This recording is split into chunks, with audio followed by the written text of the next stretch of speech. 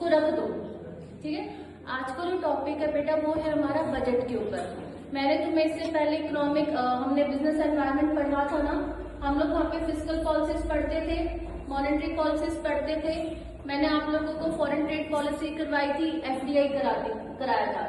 Question ये rise होता है कि हम लोग पढ़ते क्यों हैं और गवर्नमेंट के पास में ये डाटा आता कहाँ से है। अब आप लोग मेरे से पूछ सकते हो कि मैम आपने हमें ये बताया था कि इंडिया में सबसे ज्यादा एफडीआई कहाँ से आती है, किसी को ध्यान है? इंडिया में सबसे ज्यादा एफडीआई कौन सा देश लेके आता है? सिंगापुर लेके आता है। अब बच्चों के दिमाग में ये क्वेश्चन आता है कि गवर्नमेंट को पता कैसे चलता है कि एफडीआई इतनी आ कहाँ से रही है, तो कुछ ना कुछ तो डाटा होता होगा।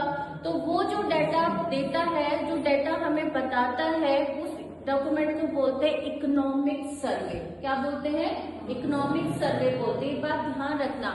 आप में से कुछ बच्चे अगर आईएएस की तैयारी करेंगे या सीजीएल की तैयारी करेंगे, I am 110% sure economic survey और बजट से 5 क्वेश्चंस आते ही आते हैं। अभी जैसे आप लोग जॉब फेयर में जाओगे, वहां पे मेरा जैसा कोई अगर इंटरव्यू टकरा गया तुमसे, सीधा तुमसे यही पूछेगा, बताओ बजट में लेटेस्ट स्टार्टअप के लिए क्या पॉलिसी आई है।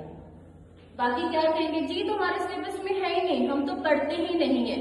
इसलिए इस पे फोकस दिया जाता है कि इकोनॉमिक सर्वे और बजट को पढ़ो, ज्यादा नहीं तो मेन पॉइंट्स पढ़ लो कि अगर तुम कहीं जाते हो, तुमसे कोई पूछ ले, तुम बता तो पाओ, ठीक है ना।